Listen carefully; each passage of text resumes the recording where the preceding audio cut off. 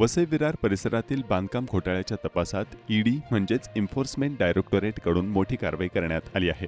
विश्वसनीय सूत्रांकडून मिळालेल्या माहितीनुसार वसई विरार क्षेत्रातील अनेक नामवंत बिल्डर, आर्किटेक्ट, वसई विरार पालिकेचे माजी अधिकारी तसेच विद्यमान वसई विरार पालिकेचे अधिकारी अशा एकूण 75 ते 80 जणांना ईडीने समन्स बजावले आहेत. या सर्वांना चौकशीसाठी हजर राहण्याचे आदेश देण्यात आल्याचं कळतंय. ईडीकडून या कारवाईमुळे वसई विरार शहरात खळबळ उडाली आहे. पालिकेतर्फे गेल्या काही वर्षांपासून बांधकाम परवानग्या, नियमभंग आणि आर्थिक व्यवहार याबाबत गंभीर अनियमितता झाल्याचा आरोप आहे. त्याचाच तपास आता चौकशीतून पुढे सरकत असल्याचं स्पष्ट झालं आहे. नागरिकांमध्ये या घडामोडीमुळे उत्सुकता वाढली असून ज्या अधिकाऱ्यांनी बेकायदेशीर बांधकामांना परवानगी दिली त्यांच्यावर आता खऱ्या अर्थाने कारवाई होईल का असा सवाल विचारला जात आहे.